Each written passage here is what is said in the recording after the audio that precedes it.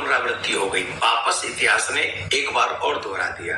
पाकिस्तान ने हमारे साथ फिर से धोखा किया है। पहले सीज फायर हुआ और फिर उस सीज फायर का उल्लंघन हो गया। पहले से ही कहते हैं ना कि सांप को कभी भी अधमरा नहीं छोड़ना चाहिए। अगर उसे छोड़ दिया अधमरा तो जब वापस रिटर्न आता है ना तो पूरे डबल प्रहार करता है, वो डबल तरीके से प्रहार करता है। और रामचरितमानस में लिखा है, विनय न मानत जलद जड़, गए 3 दिन बीत, बोले राम सकोप तब, भयबिन होय न प्रीत। ये पाकिस्तान वो व्यक्तित्व है जो लातों की भाषा मानता है, बातों की और शास्त्रों की भाषा उसकी समझ में नहीं आती है। हम हिंदुओं ने बहुत सहा है, हम हिंदू धोखे सहते हैं और ये दुष्ट हमें बार बार धोखा देते हैं। चाहे वो मोहम्मद गौरी की बात हो, चाहे आज पाकिस्तान और हिंदुस्तान की बात हो। हमको एक बात समझ में नहीं आती है, जब एक बार हमने स्टार्ट कर दिया, हमारे ब्रज में कहावत है, तेरी माँ ने कसम करो, बोले बुरो करो, छोड़ दो, बोले बहुत ही ज्यादा बुरो करो। या तो युद्ध शुरू ही नहीं होना चाहिए था, और अगर युद्ध शुरू हो गया है तो तब तक नहीं रुकना चाहिए जब तक वो आतंकवादी हमें न मिल जाए और जब तक पीओके हमें नहीं मिल जाए। मेरा मानना तो ऐसा ही है, आपका मानना कैसा है आप भी बता दीजिएगा। हाँ, हम हिंदुस्तान की जान मान सम्मान इसके साथ में खड़े हुए। हम भी युद्ध नहीं चाहते हैं, लेकिन जब बात सम्मान की आ जाए, देश की आ जाए, माता बहनों के सिंदूर की आ जाए, फिर नहीं सोचना है कि कल क्या होगा। कल करेगा परमात्मा। हमारे हाथ में आज है। आज वीर भोगे वसुंधरा, जो वीर होते हैं वही इस पृथ्वी का भोग कर से हम अपेक्षा रखेंगे और मान करेंगे। 21 के बदले 42 चाहिए, 26 के बदले 52 चाहिए। और हम तो ये कहेंगे कि पाकिस्तानी पूरा ले आओ अपने में। लोग हमसे कहते हैं कि बाबा तुम डरते नहीं हो। हमने कौन कहा कि बाप के बैल बछो। जिसको अंधेरी रातें नहीं रोक पाई, जिसको ये डराता हुआ अंधेरा नहीं रोक पाया, उस हिंदुत्व के ध्वज को ये दाढ़ी वाले क्या खाक रोक पाएंगे? ये मजहब के नाम पर गोली चलाने वाले क्या खाक रोक पाएंगे? हमने एक कू वाले से कहा, साहब तुम्हारी तो गोली काम करती है, अपनी तो बोली काम करती है। तो बोले तुम बोलते ही भरो। हमने कहा नो नेवर, हम केवल बोलते नहीं है, बोलते भी है और करके भी बताते। हमने कहा था कि हम पद यात्रा करेंगे और 15 मिनट का जवाब देंगे। एक भाई साहब ने कहा था लखनऊ बरेली वाले ने कि 15 मिनट दे दो दिल्ली जाम कर देंगे। हमने कहा तुम हमें 15 मिनट दे दो, हमारे हिंदू तुम्हें आम कर देंगे। उन्हें बहुत डर लगा। जब पदयात्रा की तो उन्होंने कहा बाबा को जेल डाल दो।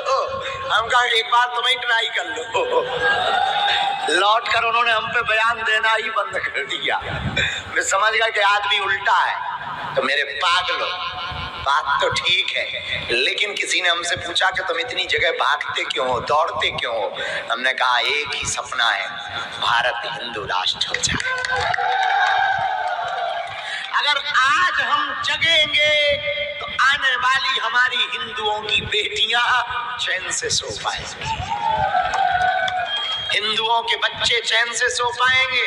तुमने पहलगांव में तो देखा होगा, उन्होंने ये नहीं पूछा कि तुम तमिल बोलते हो, गुजराती बोलते हो, मराठी बोलते हो, मलयालम बोलते हो, तेलुगु बोलते हो या पंजाबी बोलते हो या उर्दू बोलते हो। उन्होंने ये नहीं पूछा तुम गुजराती हो, पंजाबी हो, बिहारी हो, मध्य प्रदेशी हो, राजस्थानी हो, हरियाणवी हो, कहाँ के हो। उन्होंने सिर्फ ये पूछा क्या तुम कलमा पढ़ते हो, क्या तुम मुसलमान हो, और गोली मार दी।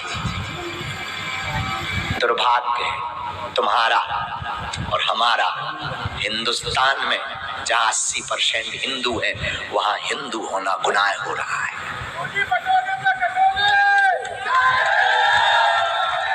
इसीलिए दादरी वालों, हमने प्रण लिया, अब पदयात्रा हम जल्दी करने वाले हैं। दिल्ली से वृंदावन तक की पदयात्रा की तैयारियों के लिए हम आए हैं। कल से पश्चिमी बिहार में कथा है 5 दिन की, और 5 दिन में हम तैयारी करके जाएंगे और यहीं तारीख घोषित करके जाएंगे और गांव-गांव जाकर लगभग 700 गांवों में लाखों करोड़ों हिंदुओं को साथ लेकर भारत को हिंदू राष्ट्र बनाने का संकल्प लेंगे।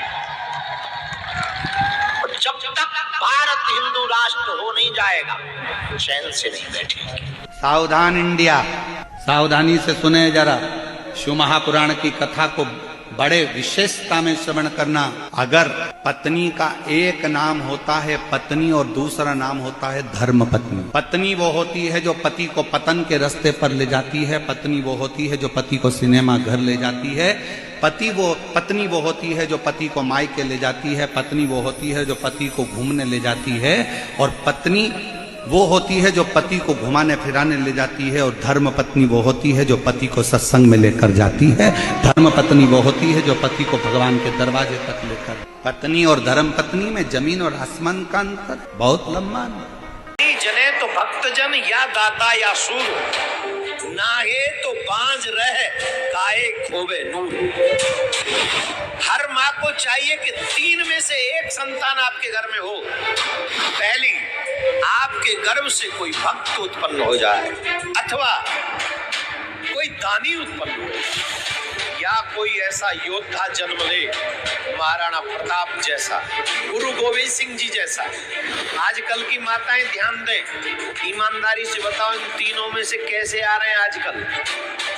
जिस संसार ने तुम्हारा सर्वस्व लिया, तुम उसी पे लुटाने लगे हो, और जिस भगवान ने तुम्हें सर्वस्व दिया, तुम उसी को भूले बैठे हो। यही तो हमारा अपराध है। राजा बलि ने अपने वचन की सार्थकता सिद्ध करने के लिए अपना सर्वस्व न्योछावर किया। संभवामि युगे युगे। भगवान का अवतार जब जब होता है, धर्म की स्थापना के लिए होता है, अधर्म के विनाश के लिए होता है। आज भारत में महाभारत फिर से प्रारंभ हो गया। दुर्योधन दुशासन, पाकिस्तान के आतंकवादी फिर से 5 पांडवों से द्रोह कर बैठे द्रौपदी का चीरहरण करने का प्रयास किया गया। पहलगाम हम सब जानते हैं, हम सबको मालूम है पहलगाम में क्या हुआ है।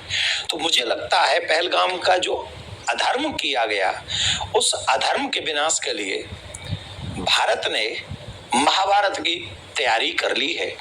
और हमारी सेना, हमारी फोर्स ने पाकिस्तान को मुंह तोड़ जवाब देने का दृढ़ संकल्प कर लिया है। भारत के सुदर्शन ने जिस तरीके से पाकिस्तान के आक्रमण को मुंह तोड़ जवाब दिया है, वो प्रशंसनीय है।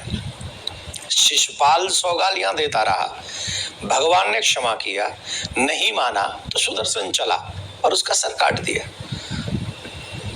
ये सुदर्शन पहले भी चल सकता था और सहा। वैसे ही पाकिस्तान ने बार बार हमारे इस देश को कष्ट पहुंचाया है, दुख पहुंचाया है। लेकिन मुझे लगता है अब सुदर्शन चलेगा, शिशुपाल का सर कटेगा, पाकिस्तान का सर कटेगा, आतंकवादियों का सर कटेगा, इसमें कोई संशय नहीं। अब देखिए, जब भारतीय सेना ने अपना बल दिखाया तो जानते हो क्या हो रहा है? पाकिस्तान के रक्षा मंत्री, पता नहीं कौन है, पता है क्या कह रहा है? वो कह रहा है कि हम अपने मदरसों के बच्चों को भी लड़ने के लिए भेज देंगे। वाह! मैं तो तुमसे ये भी नहीं कह सकता जियो मेरे लाल, क्योंकि सर पे खड़ा है तुम्हारे काल, तो कैसे कह दूं जियो मेरे लाल। तुम कहते हो मदरसों के बच्चों को भेज देंगे, यही तो भारत कहता आ रहा है इतने दिनों से। यही तो हम सब कहते हैं कि मदरसों में बच्चे लड़ने के लिए तैयार किए जाते हैं। पहलगाम में आने वाले बच्चे भी मदरसे से ही आए, उन्हीं मदरसों पे भारत की फौज ने आक्रमण किया। और तुमने तो सिद्ध कर दी इस बात को कि मदरसों में बच्चे नहीं पढ़ते, आतंकवादी पढ़ते। तुमने सिद्ध कर दी। अगर भारत में ये बात किसी को बुरी लगे तो मेरा हाथ जोड़ के निवेदन है, पाकिस्तान के रक्षा मंत्री को जाके दूंचो, उसे पीटो और उसके जैसी सेवा करनी हो करो, क्योंकि ये बात उसने कही है, मैंने नहीं, तो इसमें मेरी कोई रिस्पॉन्सिबिलिटी नहीं है। खैर, एक बात तो ये सिद्ध हो गई कि मदरसों में कौन बनते हैं, कौन पढ़ते हैं और क्या करते हैं, ये बात तो सिद्ध कर दी पाकिस्तान के रक्षा मंत्री ने। दूसरी बात, जो भारतीय सेना ने मदरसों के ऊपर आक्रमण करके, आतंकवादी ठिकानों पे आक्रमण करके जिस तरीके का कार्य किया है, उससे पूरे भारत के लोगों को गौरव महसूस हो रहा है। और सबसे ज्यादा महसूस तो मैं उन कश्मीरी पंडितों को भी याद करूंगा, जिन कश्मीरी पंडितों को मस्जिदों से स्पीकर में ये कहा गया था कि तुम अपनी बहन बेटियां छोड़ जाओ और तुम चले जाओ। वो दुख, वो कष्ट, वो रंज कोई नहीं बोल सकता। उन्हें शांति मिल रही होगी कि अब भारत, जो नया भारत है, वो न सिर्फ पहलगाम का बदला लेगा, न सिर्फ कश्मीरी पंडितों के दुख का बदला लेगा, कहीं भी अगर सनातनियों पर, भारतीयों पर कोई कष्ट होगा तो नया भारत जम के उसका बदला लेगा। और ये बात अब हमारे सामने है। आप सभी सनातनियों से भी मेरा निवेदन है, इस बात को तब तक हल्के में मत लेना जब तक पाकिस्तान और भारत की सेना आमने सामने खड़ी। हम सबको केयरफुल होकर अपने भारत का और भारत की फोर्स का सम्मान और उत्साह दोनों बढ़ा के रखना है। तो हम लोग भी